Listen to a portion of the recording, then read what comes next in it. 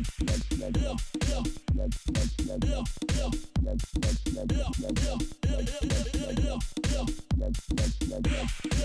a lot of people ask the same questions. Do I do my own mastering? And what does my Masterchain look like? Time to reveal my secrets.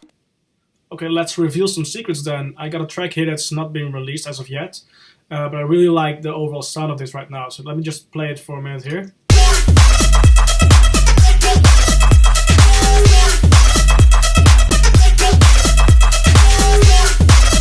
So it sounds pretty loud. And the way that I did this is just by using just simple processes. So for example, if I go into my bass here, this is the part that has a punch. But all the low frequencies are taken out of it. So the low frequencies are coming from a different part, which is here.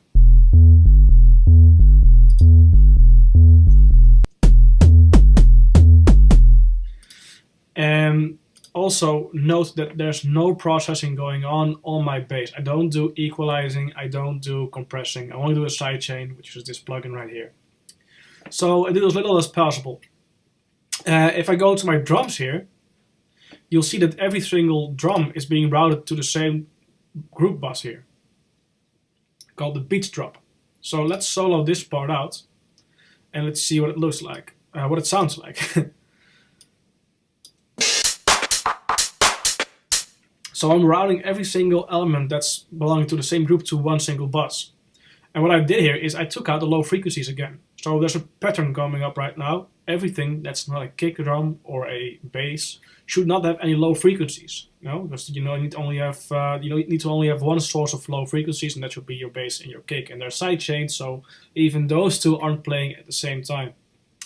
So if I go into the plugin that's up next, Kramer Tape, I already did a video on this, a really short one, but I'm going to be doing another video pretty soon, being more in depth about this plugin right here. So what this does is tape saturation, which in turn provides some type of compression to the signal. So I'm kind of ducking down the majority of the peaks that are really jumping out of this loop right now.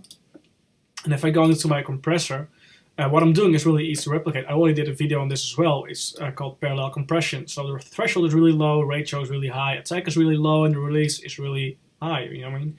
It's kind of a long release.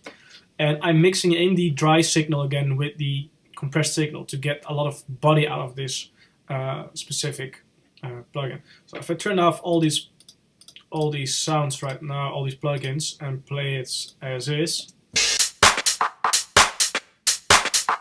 then with EQing.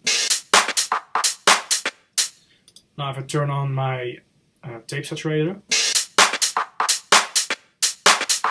and the compressor. Now if I go into Pro MB, you'll see that I did the exact same thing I did in a tutorial that's been online for a couple of weeks now. So I'm not going to go into it. If you want to know more about this, just check out that tutorial. Sampler is a filter, that's just an automation, and then Bit Crusher is taking away the peaks that are clipping. So let's turn on the Pro MB first. So it generates a lot more body in the clap and the mid range especially. Now if I turn on the Bit Crush, I end up with a signal that's -4 decibels of headroom. So this particular process is essentially just being repeated. If I go into my master, which is the output here, I'm doing the Kramer tape again, which is doing even less than the one on the beats bus actually. So it's doing a very small amount of saturation again. Then I'm doing the same thing as with the beats, but right now here I'm boosting the low frequencies, the punch of the kick drum and the clap, and these two are just to compensate what I did here, because if you don't apply a little bit of a boost on the mid-high and high frequencies and you are boosting the lows, you will get a really imbalanced mix where the low end is overpowering the high end, and you don't want that. Now next, if I go into the compressor here, you'll notice that it's set up with a really low ratio, pretty fast attack and slow release time, but a very high threshold. And if I play this, it's only 2 decibels of actual gain reduction. So it's doing really a small amount of work, so it doesn't really feel like the signal is being compressed very hard. And it isn't, it's just really a small type of compression to just compensate for the volume. And lastly, if I go into the bit crusher here, I'm doing just 0.6 decibels of soft clipping on this signal. So there's not a lot of there's no limiting going on. It's just a soft clipper that's really producing the square waveform that you'll usually see when you're importing your track in Rekordbox or something. But all these pockets are doing a really small amount of work.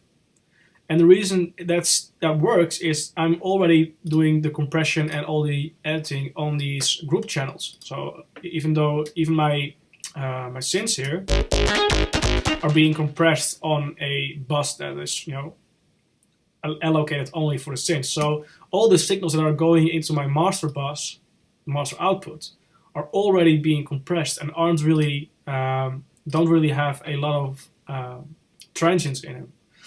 So on my master, I really don't have to do a lot of work.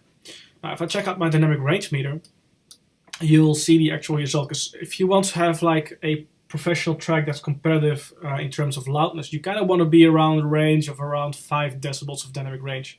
You don't want to go to -6 or 7, but 5 or even lower than 5 is pretty good. I can make this track to be 2.5 or something, but I don't really like how that sounds because it sounds really boxy and it takes the life out of your track.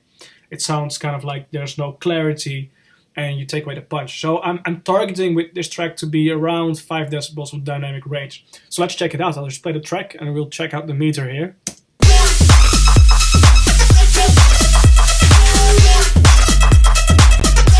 So this is right around the neighborhood I want to be at. So I can make this even smaller by applying more bit crushing, but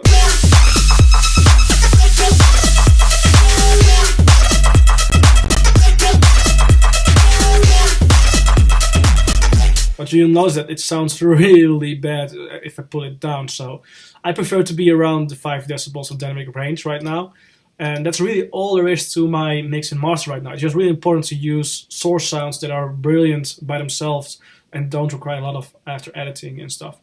And just keep it simple because, as you can see, there's not really a lot of fancy stuff going around on my actual channel strips.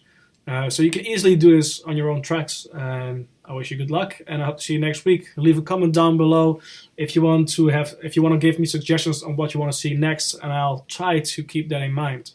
And I'll see you next.